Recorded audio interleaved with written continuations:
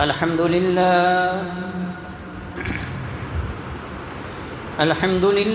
نحمده ونستعينه ونستغفره ونؤمن به ونتوكل عليه ونعوذ بالله من شرور أنفسنا ومن سيئات أعمالنا من يهده الله فلا مضل له ومن يضلله فلا هادي له ونشهد أن لا إله إلا الله وحده لا شريك له ونشهد أن سيدنا ومولانا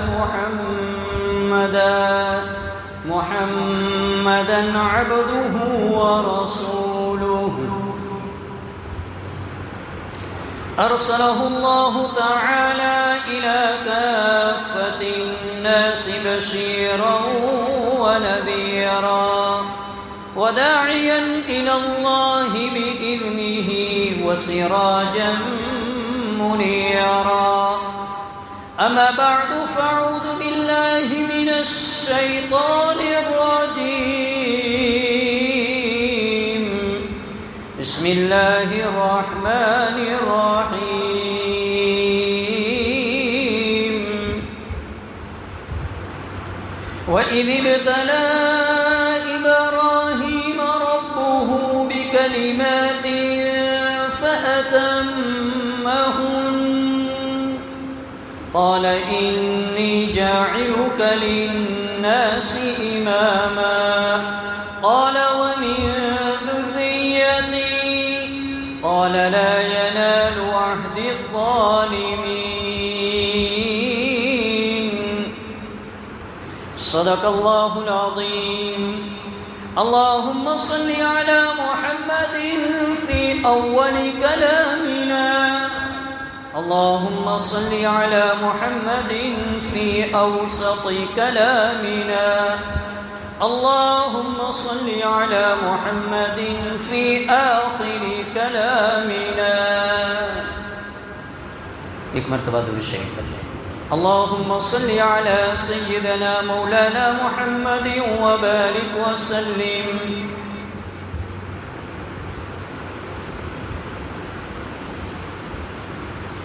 یہ ذی قعدہ کا مہینہ گزشتہ 2 جمعہ حج کے متعلق بات سنی عاشقانہ عبادت جس میں بہت سارا حصہ سیدنا حضرت ابراہیم علیہ السلام اور آپ کی بیوی اور آپ کے بیٹے اسماعیل علیہ السلام اور ہاجر علیہ السلام کی یادیں جو حاجی وہاں جاتا ہے اسے آپ کی بعض ادائیں ایسی اللہ کو پسند آ گئی کہ قیامت تک آنے والے انسان جو بھی وہاں جائے گا اس سے لیے کچھ ادائیں اس پر ضروری کر دی گئی حج کے لیے عمرہ کے لیے جو جائے گا وہاں اللہ کا گھر بنایا ابراہیم علیہ السلام اور اسماعیل علیہ السلام نے مل کر ابراہیم علیہ السلام کے اللہ تبارک و تعالی نے امتحانات لیے ایسے امتحانات جو دنیا کا بسنے والا انسان دے ہی نہیں سکتا ایک امتحان ہم اور آپ دیتے ہیں کہ لکھت میں ہوتا ہے پیپر کی شکل میں یا زبانی ایک امتحان ہوا کرتے ہیں ہمارے بچوں کے آگے آنے والی نسلوں کے لیکن ابراہیم علیہ السلام کے قرآن پاک 30 امتحان کو ذکر کر رہا ہے کہ اللہ نے 30 امتحان لیے 30 ایگزام لیے 10 سورہ توبہ کے اندر ذکر فرمائے 10 سورہ مؤمنون کے اندر ذکر فرمائے 10 سورہ احزاب کے اندر ذکر فرمائے وہ امتحانات کیا تھے اخلاق کے امتحانات تھے توحید کے امتحانات تھے اللہ کی محبت کے امتحانات تھے اور ہر امتحانات میں اللہ کا یہ خلیل چونکہ انہیں ساری امت کا امام بننا تھا، اللہ کو امام بنانا تھا۔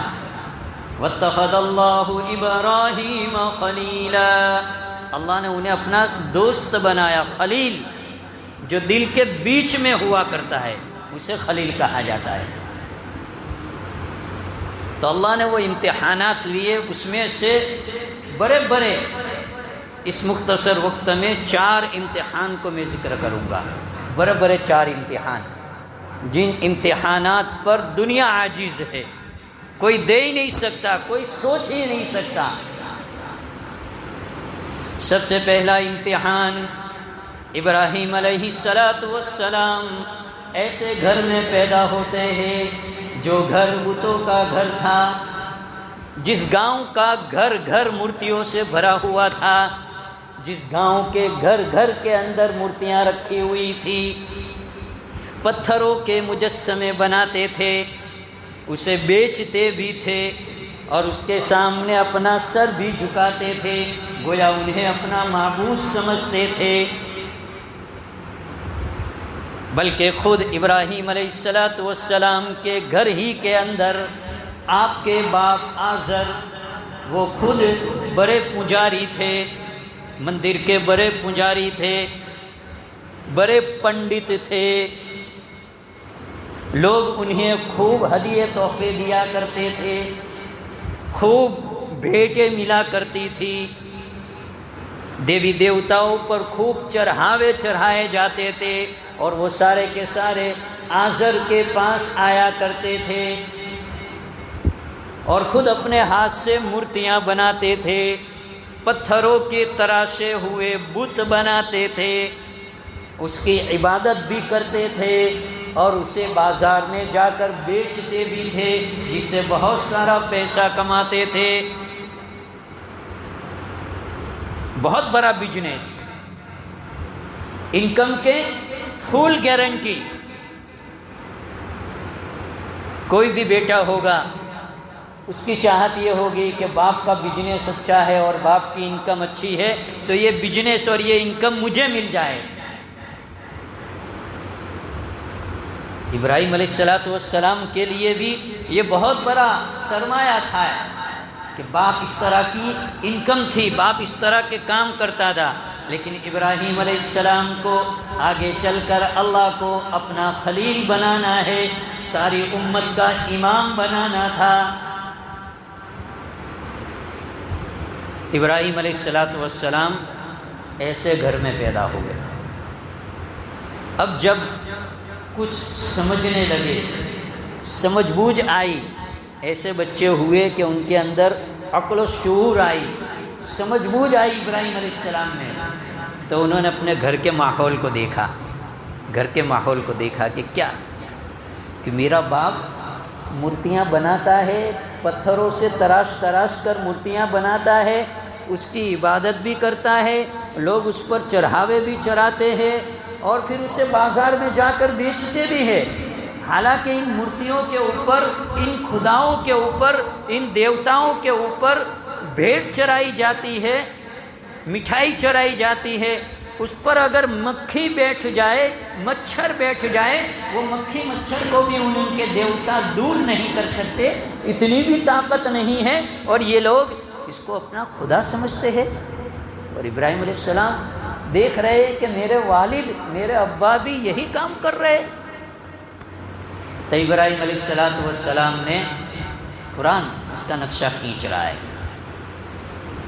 ابراہیم علیہ السلام نے کہا، 16واں پارہ سورہ مریم کے اندر اللہ تبارک و تعالی ارشاد فرماتے، وَاذْكُرْ فِي الْكِتَابِ إِبْرَاهِيمَ إِنَّهُ كَانَ صِدِّيقًا نَبِيًّا۔ یاد کیجئے ابراہیم علیہ السلام کو، کتاب کے اندر ابراہیم کے ذکر کو یاد کیجئے، وہ ہمارا سچا نبی تھا۔ اذ قال لأبيه يا أبتي لم تعبد ما لا يسمع ولا يبصر ولا يغني عنك شيئا۔ ابراہیم علیہ السلام اپنے والد کو، اپنے باپ کو سمجھا رہے، کہہ رہے ہیں، ہے کوئی مائی کا علاج دنیا کے اندر کہ باپ شریعت کے خلاف کوئی کام کر رہا ہے، شریعت کے خلاف کوئی عمل کر رہا ہے، اور گھر کے اندر بیٹا اپنے باپ کو یہ دعوت دے کہ ابا یہ کام تم غلط کر رہے ہو، ہے کسی بیٹے میں ہمت ایسی؟ ہاں، پرایوں میں تبلیغ کرنا، پرایوں کو دعوت دینا، اور لوگوں کو دین سمجھانا، اور لوگوں کو صحیح راستہ بتلانا، یہ تو بہت آسان ہے، لیکن اپنے گھر ہی کے اندر برائیوں کو مٹانا، بے دینی کو مٹانا، رسومات کو مٹانا، بدعات کو مٹانا، اللہ کے حکموں کو توڑ رہے ہیں اس کو دور کرنا، اس کو اللہ کے حکموں پر لانا، یہ انسان کے لیے بہت ہی کٹھن کام ہے۔ یہی تو وجہ ہے کہ اللہ تبارک و تعالیٰ نے اپنے نبی کو بھی، آخری نبی کو، اپنے دلارے نبی کو بھی تبلیغ کا حکم دیا تو کیا فرمایا؟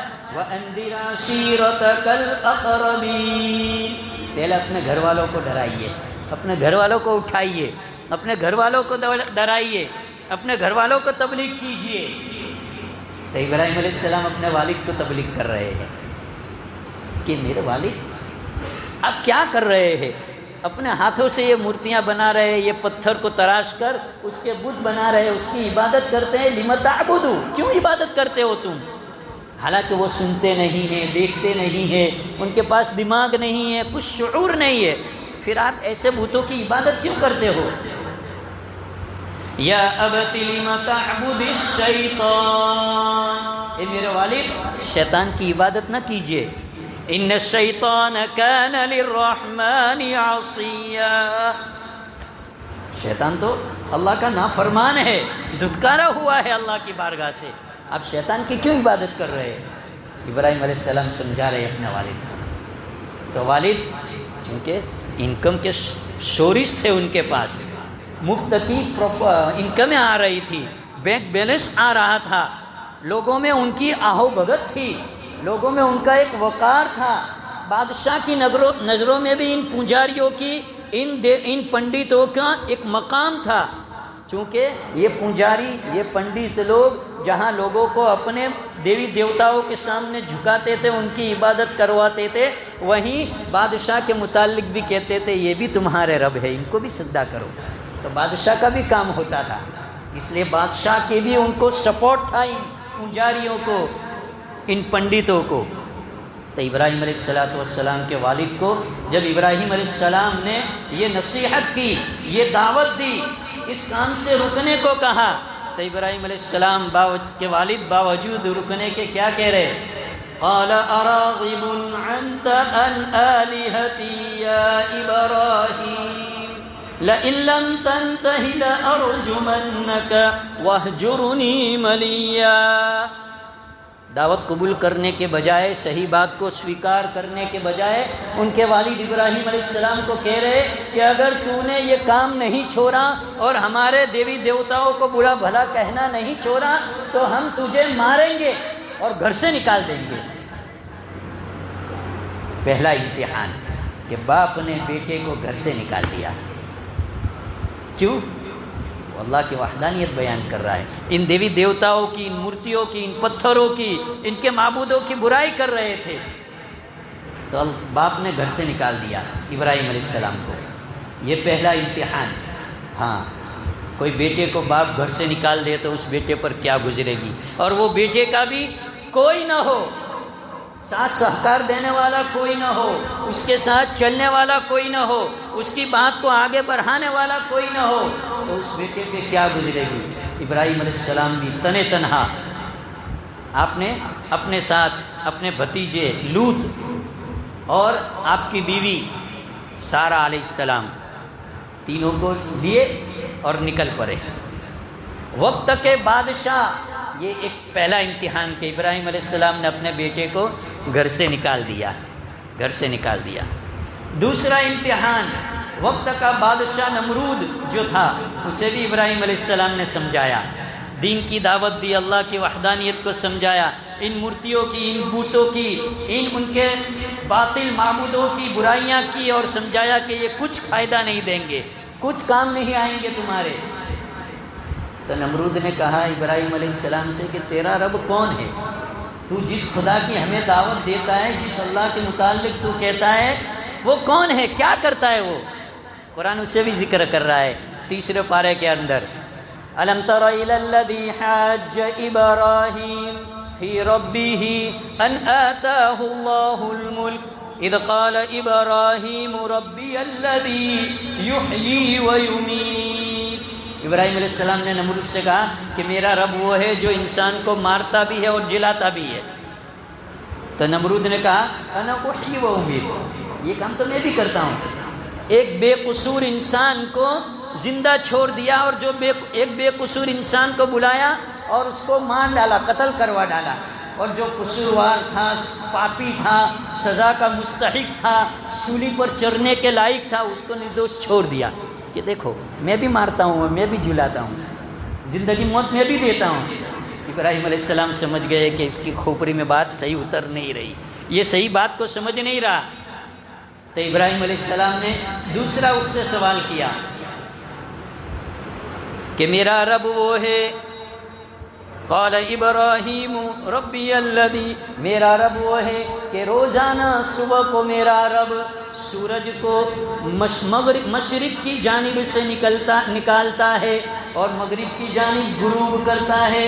اگر تو خدا ہے تو کل کا صبح کا سورج مغرب سے نکال کر مشرق کی جانب غروب کر کے دکھا۔ قرآن کہہ رہا ہے فَبُهِتَ الَّذِي كَفَرُ، یہ کام تو اس کے بس کا تھا نہیں، نمرود کے بس کا۔ یہ دوسرا امتحان۔ تو اب نمرود نے، چونکہ یہ بھی ان کے خلاف ہوئے تھے، ابراہیم علیہ السلام بادشاہ کے خلاف تھے، تو نمرود نے حکم دیا کہ آگ جلاؤ اور آگ میں ابراہیم کو ڈالو۔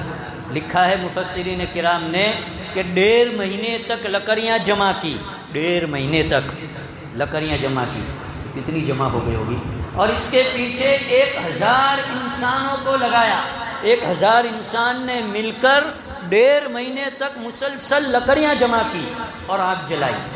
لکھا ہے کہ وہ آگ اتنی شعلہ زن تھی اور ایسی بھڑک رہی تھی کہ اس کے اوپر سے آسمان سے اگر کوئی پرندہ، کوئی پکشی گزرتا تھا تو اس آگ کے شعلوں کی تپش کی وجہ سے وہ جل کر بھون جاتا تھا، مر جاتا تھا، ایسی وہ آگ تھی۔ اب کہا کہ ابراہیم علیہ السلام کو اس میں ڈالو۔ کپڑے اتارے گئے ابراہیم علیہ السلام کے، کپڑے اتارے گئے اور کہا ڈالو اس میں۔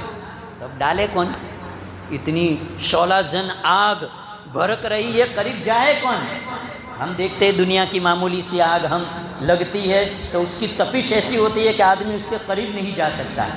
تو یہ تو 1.5 مہینے تک 1000 انسانوں نے لکڑیاں جمع کر کے آگ جلائی، تو وہ کیسی شعلہ زن ہوگی؟ تو کہ کون ڈالے گا؟ تو فرمایا کہ گوفن من جمیق، جسے آج کے زمانے میں ٹوپ کہا جاتا ہے، کہ ٹوپ کے اندر گولا رکھ کر ٹوپ کو چھوڑا جاتا ہے تو دور تک جاتا ہے، تو وہ گوفن من جمیق بنائی گئی، اس کے اندر ابراہیم علیہ السلام کو رکھ کر پھینکا گیا۔ تو ابراہیم علیہ السلام آگ میں گئے۔ جیسے ہی آگ میں گئے، اللہ نے جبرائیل علیہ السلام کو حکم دیا کہ جبرائیل جاؤ۔ جبرائیل آئے، حل لک حاجہ، کوئی ضرورت؟ ابراہیم علیہ السلام سے کہنے لگے کوئی ضرورت؟ ابراہیم علیہ السلام نے عرض کیا وہ جبرائیل نعم ضرورت ہے، لیکن تیری نہیں، جس نے آگ میں مجھے ڈلوایا ہے وہ مجھے دیکھ رہا ہے، مجھے اسی کی ضرورت ہے، یعنی اللہ کی ضرورت ہے، تیری ہیلپ کی مجھے ضرورت نہیں ہے۔ اللہ نے آگ کو حکم دیا، قلنا یا نار کونی بردا وسلاما علی ابراہیم، اے آگ میرے ابراہیم پر تو ٹھنڈی ہو جا۔ صرف ٹھنڈی نہیں، اس لیے کہ بہت زیادہ ٹھنڈی کا ٹیمپریچر بھی انسان کو بعض مرتبہ نقصان پہنچا سکتا ہے۔ اے سی ہم چالو کرتے ہیں، اس کا ٹیمپریچر ٹھنڈی کا ہائی ہو جاتا ہے، تب بھی انسان اس کی ٹھنڈک کو برداشت نہیں کر سکتا۔ تو فرمایا بردوں وسلامن، ٹھنڈی ہو اور ایسی ٹھنڈی ہو کہ سلامتی والی ٹھنڈی ہو۔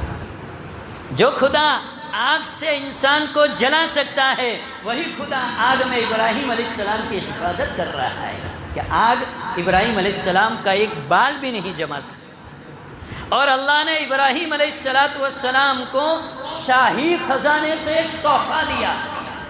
بخاری شریف کی روایت، اللہ کے نبی صلی اللہ علیہ وسلم ارشاد فرماتے ہیں کہ اللہ نے ایک تحفہ دیا، اللہ کا تحفہ ہی کیا کم تھا، اور اوپر سے فرمایا شاہی خزانے سے تحفہ دیا۔ کیا تحفہ دیا؟ ابراہیم علیہ السلام سے کہا کہ اس آگ کے اندر تم کود چکے ہو، اب ہمیں یاد کرو۔ کیا فرمایا؟ فرمایا پڑھو حسبنا اللہ ونعم الوکیل، یہ آیت کا ورد کرو، پڑھو حسبنا اللہ ونعم الوکیل۔ شاہی خزانے سے یہ تحفہ اللہ نے ابراہیم علیہ السلام کو دیا تھا۔ اللہ کے نبی فرماتے ہیں قیامت تک انسان مصیبت میں، پریشانی میں، تکلیف میں، الجھنوں میں، ٹینشنوں میں، اگر یقین کے ساتھ اس شاہی خزانے کے تحفے کو انسان پڑھے گا، حسبنا اللہ ونعم الوکیل، اللہ اس کی وہ ساری تکلیفیں، سارے ٹینشن، ساری بیماریاں، ساری الجھنیں، سارے اس کے غموں کو اللہ دور کر دے گا۔ یقین کے ساتھ پڑھنا ہے۔ یہ دوسرا امتحان، ابراہیم علیہ السلام آپ سے نکلے، اب جا رہے اپنے بھتیجے اور اپنی بیوی کے ساتھ، در در کی ٹھوکریں کھا رہے ہیں، کوئی پرسان حال نہیں ہے، اللہ کا پیغام پہنچا دے رہا ہے، لیکن سنے کون؟ ہر طرف مخالفت ہی مخالفت ہے۔ چلتے چلتے چلتے ابراہیم علیہ السلام عراق پہنچے۔ عراق عمر کتنی ہے؟ ایک روایت کے مطابق 86 برس، ایک روایت کے مطابق 90 سال۔